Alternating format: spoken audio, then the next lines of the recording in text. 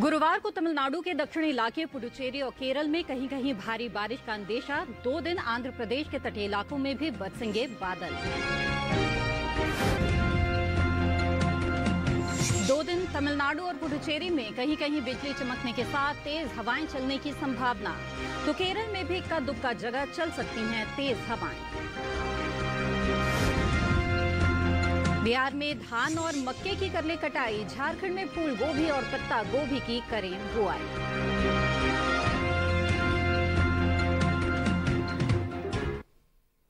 नमस्कार, आप देख रहे हैं दूरदर्शन किसान। मौसम खबर में आप सभी का स्वागत है। मैं हूं मोनालिसा। मौसम खबर में जानेंगे आने वाले दिनों में कहां होगी बारिश, कहां चलेंगी तेज हवाएं और कैसी रहेगी तापमान की स्थिति। साथ ही किसानों के लिए होगी कृषि सलाह भी। तो आइए शुरुआत करते हैं मौसम से जुड़ी हुई कुछ खास खबरों से। दक्षिण पश्चिम बंगाल की खाड़ी के ऊपर चक्रवाती परिसंचरण की स्थिति। उत्तरी तमिलनाडु के तटीय इलाके में भी चक्रवाती परिसंचरण स्थित। गुरुवार को तमिलनाडु के दक्षिणी इलाके और पुडुचेरी में कहीं कहीं भारी बारिश का अंदेशा है। 2 दिन तमिलनाडु और पुडुचेरी में इक्का दुक्का जगह बिजली चमकने के साथ तेज हवाएं चलने के आसार हैं। 2 दिन केरल में इक्का दुक्का जगह बिजली चमकने के साथ तेज हवाएं चल सकती हैं। 2 दिन आंध्र प्रदेश के तटीय इलाकों में बरसेंगे बादल। शुक्रवार को कर्नाटक के तटीय और दक्षिणी इलाकों में कहीं कहीं हो सकती है बरसात। 3 दिनों के दौरान उत्तर पश्चिमी भारत के कुछ हिस्सों में 2 से 3 डिग्री तापमान में गिरावट का अनुमान। देश के बाकी हिस्सों में अगले कुछ दिनों तक तापमान बना रहेगा स्थिर। और आइए अब डालते हैं नजर बारिश के अनुमान पर और जानते हैं कि अगले 2 दिन कहां होगी बारिश और कहां रहेगा मौसम साफ।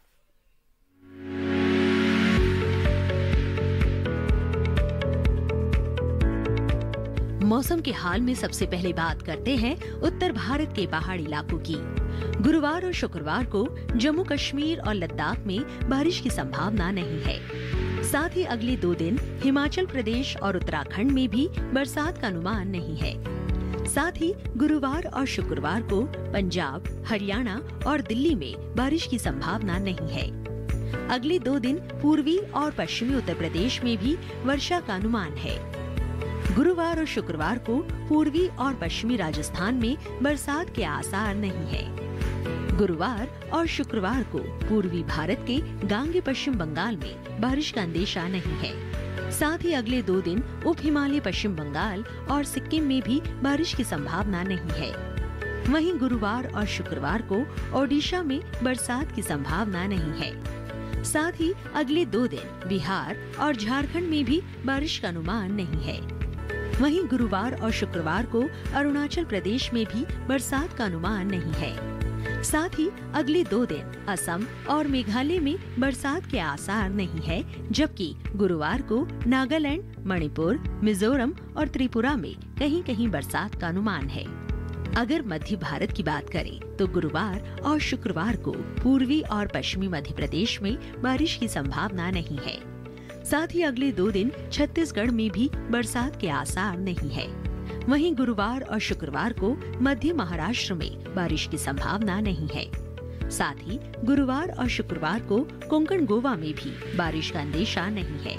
दक्षिण भारत की बात करें तो गुरुवार और शुक्रवार को तटीय आंध्र प्रदेश में कहीं कहीं बरसात का अंदेशा है। साथ ही गुरुवार को रायलसीमा में भी इक्का दुक्का जगह बरसात के आसार बने हुए हैं। वहीं गुरुवार और शुक्रवार को तमिलनाडु और पुडुचेरी में कुछ जगह बारिश की संभावना है। शुक्रवार को कर्नाटक के तटीय इलाकों में कहीं कहीं बरसात के आसार हैं। साथ ही शुक्रवार को दक्षिणी कर्नाटक के भीतरी इलाकों में भी बारिश का अंदेशा है। वहीं गुरुवार और शुक्रवार को केरल के कुछ हिस्सों में बारिश का अनुमान है। गुरुवार और शुक्रवार को अंडमान और निकोबार द्वीप समूह के कई हिस्सों में बारिश की संभावना बनी हुई है। जी हाँ, तो अभी आपने जाना कि आने वाले 2 दिनों में देश में कहां-कहां बारिश हो सकती है। और अब आपको बता दें कि पिछले 24 घंटों के दौरान देश में कैसा रहा मौसम का मिजाज। यानी डालते हैं नजर उन इलाकों पर जहां पिछले 24 घंटों के दौरान बारिश हुई और जहां तेज हवाएं चली। पिछले 24 घंटों के दौरान असम, मेघालय में कई जगहों पर बारिश हुई। इसके साथ ही दक्षिण कर्नाटक के भीतरी हिस्सों में भी बरसात हुई। केरल में इक्का दुक्का जगह बारिश हुई। इसके साथ ही तमिलनाडु और पुडुचेरी में भी कहीं कहीं बादल बरसे। साथ ही आंध्र प्रदेश के तटीय इलाकों में भी बरसात हुई। इसके साथ ही रायलसीमा में भी इस दौरान कहीं कहीं बारिश देखने को मिली। इस दौरान कोंकण, गोवा में इक्का दुक्का जगह बरसात हुई। साथ ही मध्य महाराष्ट्र में इक्का दुक्का स्थानों पर बरसात हुई। वहीं अंडमान और निकोबार द्वीप समूह में भी कुछ इलाकों में बादल बरसे। इस दौरान उत्तरी कर्नाटक के भीतरी इलाकों में तेज हवाएं चली और साथ ही केरल में भी इक्का दुक्का जगहों पर तेज हवाओं का असर दिखा। और आइए अब जानते हैं कि देश के किस हिस्से में कैसा रहा तापमान। पहले बात करते हैं अधिकतम तापमान की। हिमाचल प्रदेश में कई जगह अधिकतम तापमान सामान्य के मुकाबले 1.5 से 3 डिग्री ऊपर रहा। वहीं नागालैंड, मणिपुर, मिजोरम और त्रिपुरा में कई जगह अधिकतम तापमान सामान्य के मुकाबले 1.5 से 3 डिग्री ज्यादा रहा। साथ ही झारखंड और ओडिशा में भी कई जगह अधिकतम तापमान सामान्य के मुकाबले 1.5 से 3 डिग्री अधिक रहा। पूर्वी मध्य प्रदेश के कई इलाकों में अधिकतम तापमान सामान्य के मुकाबले 1.5 से 3 डिग्री ऊपर दर्ज किया गया। साथ ही पंजाब में कहीं कहीं अधिकतम तापमान सामान्य के मुकाबले 1.5 से 3 डिग्री ज्यादा रहा। सौराष्ट्र, कच्छ में भी कुछ जगह अधिकतम तापमान सामान्य के मुकाबले 1.5 से 3 डिग्री अधिक दर्ज किया गया। जबकि हरियाणा और दिल्ली में कहीं कहीं अधिकतम तापमान सामान्य के मुकाबले 1.5 से 3 डिग्री कम रहा। इसके साथ ही राजस्थान में भी कहीं कहीं अधिकतम तापमान सामान्य के मुकाबले 1.5 से 3 डिग्री नीचे रहा। इस दौरान मध्य महाराष्ट्र और कोंकण, गोवा में कहीं कहीं अधिकतम तापमान सामान्य के मुकाबले 1.5 से 3 डिग्री कम आंका गया। देश के मैदानी इलाकों में सबसे ज्यादा तापमान सौराष्ट्र और कच्छ के दीव में रहा। यहां अधिकतम तापमान 36.8 डिग्री सेल्सियस दर्ज किया गया। अभी आपने जाना अधिकतम तापमान की स्थिति के बारे में और अब नजर डाल लेते हैं न्यूनतम तापमान पर। नागालैंड, मणिपुर, मिजोरम और त्रिपुरा के कई इलाकों में न्यूनतम तापमान सामान्य के मुकाबले 3 से 5 डिग्री ऊपर रहा। साथ ही अरुणाचल प्रदेश में कुछ जगह न्यूनतम तापमान सामान्य के मुकाबले 3 से 5 डिग्री ज्यादा रहा। असम और मेघालय में भी कुछ जगह न्यूनतम तापमान सामान्य के मुकाबले 3 से 5 डिग्री अधिक रहा। उप हिमालय, पश्चिम बंगाल और सिक्किम में कई जगह न्यूनतम तापमान सामान्य के मुकाबले 1.5 से 3 डिग्री ऊपर रहा। वहीं पश्चिमी राजस्थान में कुछ जगह न्यूनतम तापमान सामान्य के मुकाबले 1.5 से 3 डिग्री नीचे रहा। जबकि हरियाणा और दिल्ली में भी कई स्थानों पर न्यूनतम तापमान सामान्य के मुकाबले 1.5 से 3 डिग्री कम दर्ज किया गया। साथ ही पंजाब में कई जगह न्यूनतम तापमान सामान्य के मुकाबले 1.5 से 3 डिग्री कम रहा। इसके अलावा उत्तर प्रदेश में भी कई स्थानों पर न्यूनतम तापमान सामान्य के मुकाबले 1.5 से 3 डिग्री कम दर्ज किया गया। इस बीच देश में सबसे कम तापमान पश्चिमी राजस्थान के चूरू में 10.8 डिग्री सेल्सियस दर्ज किया गया। और फिलहाल बुलेटिन में वक्त हो चला है एक छोटे से ब्रेक का। ब्रेक के बाद जानेंगे कैसे करें ग्लैडियोलस फूलों की खेती। आप बने रहें दूरदर्शन किसान पर।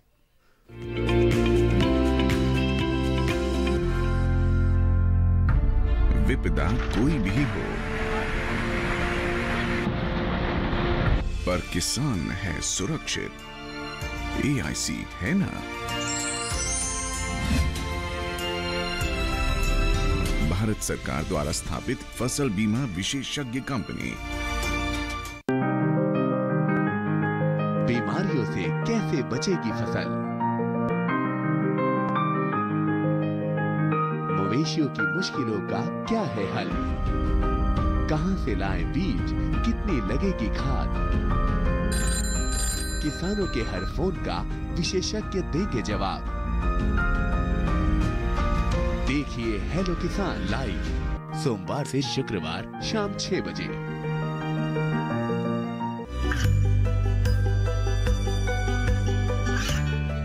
गांवों और पिछड़े क्षेत्रों में सरकारी योजनाओं की जानकारी पहुंचा। देश में कौशल और क्षमता विकास कर ग्रामीणों को सामाजिक बदलाव और विकास से जोड़ने की दूरदर्शन किसान की पहल चौपाल चर्चा देखें सोमवार से शुक्रवार सुबह 9 बजे।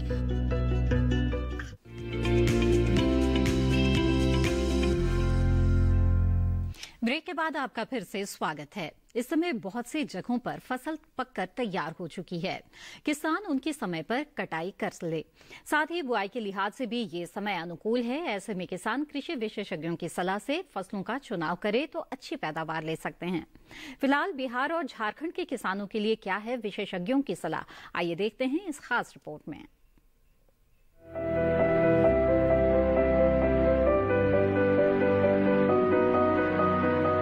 मौसम को ध्यान में रखते हुए बिहार में धान की कटाई कर ले। किसान धनिये और सरसों की बुआई करे। यही लहसुन और मसूर की भी बुआई कर सकते हैं। अभी सूरजमुखी की बुआई के लिए उपयुक्त समय है। इस समय सूरजमुखी में कीट लगने का अंदेशा है।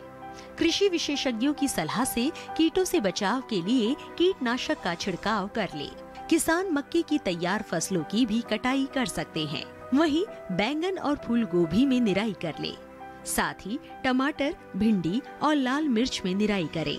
बिहार में मूली और आलू की बुआई करते रहें। आलू में कीटों से बचाव के लिए कीटनाशक का छिड़काव कर सकते हैं। झारखंड के किसान तोरई की बुआई कर सकते हैं।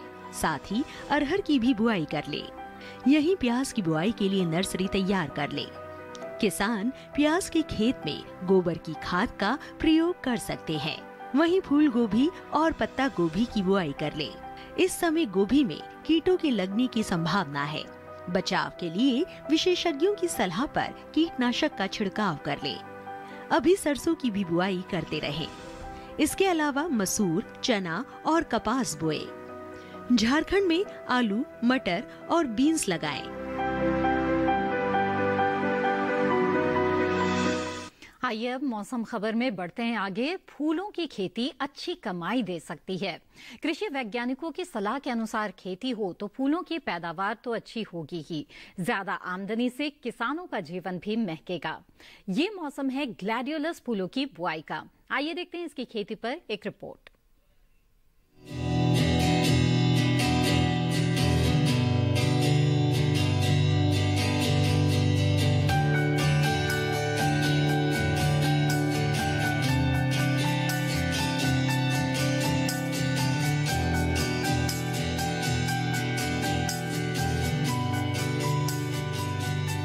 ग्लैडियोलस फूल गुच्छे में खिलता है।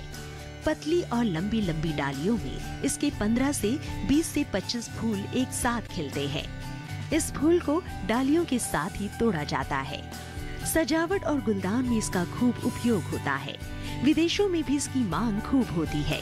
इसलिए भारत से निर्यात होने वाले फूलों में ग्लैडियोलस भी एक प्रमुख फूल है।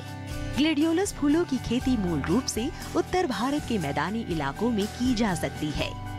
इसकी बुआई अक्टूबर-नवंबर में की जाती है। जो किसान ग्लैडियोलस फूलों की बुआई करना चाहते हैं, उनके लिए बुआई का सही समय आ चुका है। इसके लिए किसान सबसे पहले अपने खेतों को जोतकर तैयार कर ले और ध्यान रखे कि खेत खरपतवार से पूरी तरह मुक्त हो। मुख्य फसल को पूरा पोषण मिले और सूरज की रोशनी भी बढ़िया मिले, इसलिए खेत को खरपतवार रहित रखना चाहिए। ग्लैडियोलस की पौध को तैयार होने में 40 से 45 दिनों का वक्त लगता है। पौधों की रुपाई करते समय ध्यान रखना चाहिए कि एक पंक्ति से दूसरी पंक्ति की दूरी 60 सेंटीमीटर हो। ये भी ध्यान रखें कि पौधों की सिंचाई आवश्यकता के अनुसार होती रहे। अगर ग्लैडियोलस की कुछ खास किस्मों की बात करें तो पूसा शुभम इसकी सबसे जानी मानी किस्म है। ये सफेद पीले रंग का फूल होता है। इस पौधे के खिलने में 72 दिन लगते हैं। इसे 10 दिनों तक सुरक्षित रखा जा सकता है। इसकी खेती उत्तर भारत के मैदानी इलाकों में की जा सकती है। इसकी एक किस्म पूसा केरल की खेती भी उत्तर भारत के मैदानी इलाकों में की जा सकती है। ये बिल्कुल उजले रंग का फूल होता है। इस फूल को तैयार होने में 75 दिनों का समय लगता है। इस फूल को भी 10 दिनों तक सुरक्षित रखा जा सकता है। इसलिए किसान भी फूल को डंठल समेत ही तोड़ते हैं। पूसा मनमोहक किस्म नारंगी लाल रंग की होती है। इस फूल को तैयार होने में 100 से 105 दिनों का वक्त लगता है। 100 सेंटीमीटर लंबी लंबी डालियों में पूसा मनमोहक के करीब 20 फूल एक साथ खिलते हैं। इसका रंग और इसकी महक सच में मन को मोहने वाली होती है और इसलिए इसका नाम पूसा मनमोहक रखा गया है। इस फूल को 10 दिनों तक सुरक्षित रखा जा सकता है। इसकी खेती भी उत्तर भारत के मैदानी इलाकों में की जाती है, जबकि पूसा विदुषी किस्म को तैयार होने में 80 से 85 दिनों का वक्त लगता है। ये हल्के हरे और उजले रंग का होता है। इस फूल को 11 से 12 दिनों तक सुरक्षित रखा जा सकता है। इसकी खेती भी उत्तर भारत के मैदानी इलाकों में की जा सकती है। ग्लेडियोलस की एक और खास किस्म है पूसा लाल वैलेंटाइन। ये 125 सेंटीमीटर तक लंबी डालियों में होती है। इसकी डालियों के बीच में ही करीब 20 फूल साथ साथ खिलते हैं। इसे तैयार होने में करीब 100 दिनों का वक्त लगता है। इस फूल को भी 10 दिनों तक सुरक्षित रखा जा सकता है। पूसा सृजन किस्म की बात करें तो ये गुलाबी, लाल और नारंगी रंगों के मेल का बना होता है। इसकी फसल से फूल तैयार होने में 105 दिनों के आसपास का वक्त लगता है। इसे भी करीब 10 दिनों तक सुरक्षित रखा जा सकता है। ग्लेडियोलस की एक और किस्म है पूसा उन्नति। पूसा उन्नति के फूल गहरे गुलाबी रंग के होते हैं। इस फूल को तैयार होने में करीब 75 दिनों का वक्त लगता है। इस फूल को करीब 10 दिनों तक सुरक्षित रखा जा सकता है। अपने गहरी रंग और गुच्छे में खिलने के कारण इस फूल का उपयोग समारोह स्थल को सजाने में खूब होता है। ग्लेडियोलस में आमतौर पर काले धब्बे पड़ जाते हैं। रोकथाम के लिए विशेषज्ञों की सलाह पर उचित दवाओं का छिड़काव करें। जी हाँ, तो ग्लैडियोलस फूल जिनका एक बहुत बड़ा बाजार मौजूद है, तो ऐसे में अगर आप इसकी खेती करते हैं तो अच्छा खासा मुनाफा कमा सकते हैं।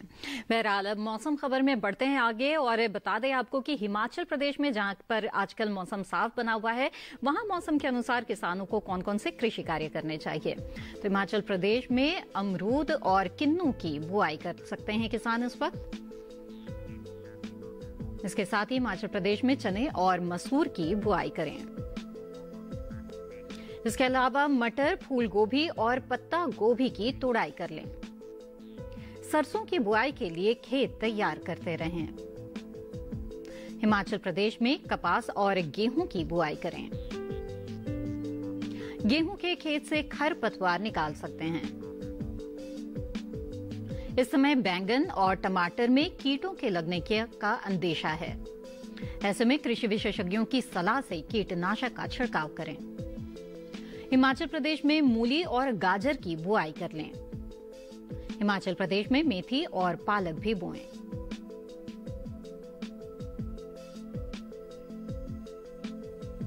और अब मौसम खबर में वक्त है एक छोटे से ब्रेक का। आगे डालेंगे नजर मौसम और खेती से जुड़ी हुई कुछ खास खबरों पर। आप बने रहें दूरदर्शन किसान के साथ।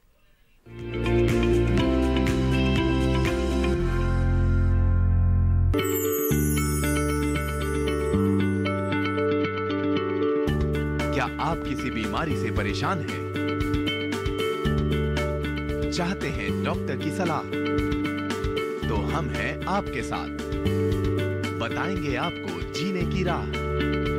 समस्याएं आपकी, समाधान देश के मशहूर विशेषज्ञों के। घर बैठे बात करें देश के जाने माने डॉक्टरों से। हमारे लाइव प्रोग्राम स्वस्थ किसान में हर शनिवार शाम 6 बजे से 7 बजे तक। ये कामयाबी है अन्नदाता की। ये कहानी है खेत और खलिहानों की। कैसे करें अपने पशुओं की देखभाल, जानिए गांव-गांव के किसानों का हाल। देखिए गांव किसान, सोमवार से शुक्रवार दोपहर 12 बजे सिर्फ डीडी किसान पर।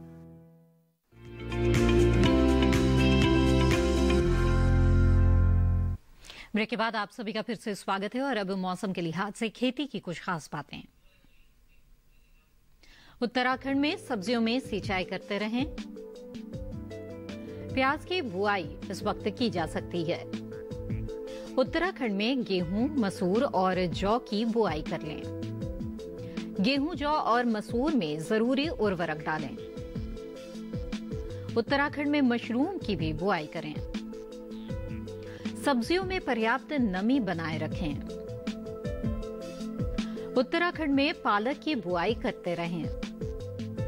उत्तराखंड में धान की कटाई कर लें। बैंगन और लाल मिर्च की रोपाई कर सकते हैं। उत्तराखंड में गाजर में जरूरी उर्वरक का इस्तेमाल करें।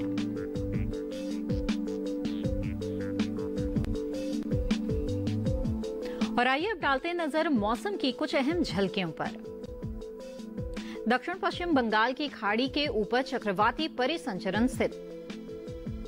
उत्तरी तमिलनाडु के तटीय इलाकों में भी चक्रवाती परिसंचरण स्थित। गुरुवार को तमिलनाडु के दक्षिणी इलाके और पुडुचेरी में कहीं कहीं भारी बारिश का अंदेशा है। 2 दिन तमिलनाडु और पुडुचेरी में इक्का दुक्का जगह बिजली चमकने के साथ तेज हवाएं चलने के आसार हैं। 2 दिन केरल में इक्का दुक्का जगह बिजली चमकने के साथ तेज हवाएं चल सकती हैं। 2 दिन आंध्र प्रदेश के तटीय इलाकों में बादल बरसेंगे। शुक्रवार को कर्नाटक के तटीय और दक्षिणी इलाकों में कहीं कहीं हो सकती है बरसात। 3 दिनों के दौरान उत्तर पश्चिम भारत के कुछ हिस्सों में 2 से 3 डिग्री तापमान में गिरावट का अनुमान।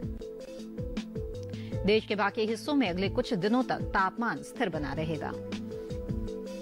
अगले 4 से 5 दिनों के दौरान देश के बाकी हिस्सों में मौसम शुष्क बने रहने की संभावना है। और अब चलते चलते एक नजर अगले 4 दिनों के लिए 9 शहरों के तापमान पर।